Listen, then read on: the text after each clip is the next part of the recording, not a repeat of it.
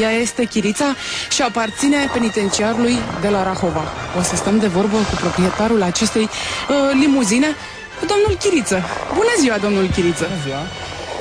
Astăzi, la promotor, pe doamna Chiriță vrem să o facem vedetă. Am venit pe capul noastră să stăm de vorbă, să ne spuneți despre ea, să ne povestiți amănunte. Știți că așa e într-o relație. Dacă ea este chirițoaica, noastră sunteți domnul Chiriță, nu cred că vă este soția, partenera, dar dumneavoastră sunteți cel care o conduce, care are grijă de ea, care o pedepsește când nu e cu minte. Da, o mai trag pe dreapta, mai repar. Vă și pricepeți la mecanică? Mai ajut, mai dau și eu niște explicații, oricum sunt ca conducător auto, dar o mai ajut și pe ea, știu toate secretele în caz că e o mașină veche și din trecutul ei a fost bună la viața ei. Dumneavoastră lucrați în penitenciarul ăsta de câți ani? Din 98. Din 98. Chirițoica când a venit în penitenciar? 97. Ce vechime are? Deci are o vechime din 96. Atunci 97, a fost fabricată? A fost expediată, a fost fabricată din anii 90. Ce marcă este? TV. Așa? Autodubiță TV Rocar. Rocar? Da. Este o dubiță românească? Da. Cu motor de care motor? Motor de Brașov. De motor. Cu injecție normală. Pe benzină? Era în anii pe motorină. Pe motorină? Cum era în anii trecuți din 85-90 până 90. Dumneavoastră ați transportat mulți deținuți. Da, adevărat.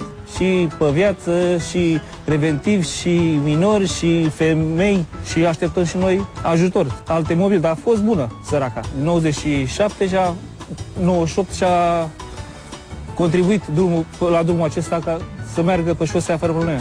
La început când m-am angajat, în primele luni, prin iunie-iulie, am plecat și eu de urgență, eram plutonier cu 2 colegi, 3 de la escorte, la spitalul de urgență Florească.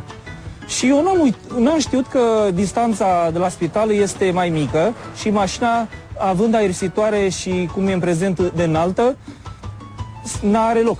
Adică aveau limitatoare de înălțime sau ce aveau acolo? Da, limitatoare de înălțime și era prea scund, era prea mică intrarea acolo, pentru că avea niște flapsuri care nu de voie să intre.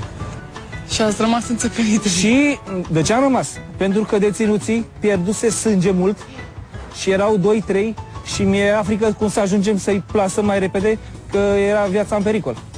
Și eu am făcut-o posibil și am ajuns cu mașina, am primit un șef de escortă ordin, du mașina de urgență la spitalul de urgență și că e viață și moarte. Și deținuții, aveam asistenta în spate, șeful în față lângă mine și ceilalți colegi erau speriați ca să ajungem mai repede să avem viața. Și am ajuns, am intrat cu totul, ca în filme. Și am rămas jumătate de mașină înțepărită. Și ăștia, speriați, de la spital, au venit șofii, au venit OZM-urile, farfurii zbătoare cu tremuri. Au fugit toți grămadă acolo, cu ce s-a întâmplat, nimic, și o problemă, salvați oamenii ăștia. Și după aceea, cum mai ieșim? Zicea fostul director al Spitalului Florească. Cum mai ieșiți de aici? Nici o problemă. Zice, să dau umflăm roțile? Nu, că nu ne merge compresoarele, că nu avem bani și nu am compresor de umfla roți. Hai să facem tot posibilul, să suiți ceilalți medici care sunt acolo și medicii de gardă și ceilalți asistenți să joace huba-ruba așa, să joace huba, să sări prin balans, să ieșim cu forța, cu spatele. Și am făcut un balans am ieșit cu spatele și a sărit în mașină să fac un balans prin huba. Cu asistentele alea frumoase de la urgență. N-a apucat să stea asistentele, că ele erau rușinoase, au speriat. Au burat toate calculatoarele acolo și televizoarele. Că am venit ca vigilia. Cât cântărește mașina asta? Păi am lemne de la măgurele, de la dubile alea de intervenții de la jandarmi și cu fiare câte mai am pe el și cu aroseria ei, ceva cam 1600 de tone. Nu vrea. Dacă doriți să o porniți, trebuie să mă așteptați câteva secunde să o pigulesc. Că are secretele ei. Și iarna pe gheață cum vă descurcați cu ea? Iarna pe gheață am noroc că am cauciucuri noi și își menține echilibru, fiind mai micuță, merge. Dar să nu broschesc, dacă merg regulamentar, merg lejer, fără probleme. E mai rezistentă ca o Dacia. Dar e chirițoaica.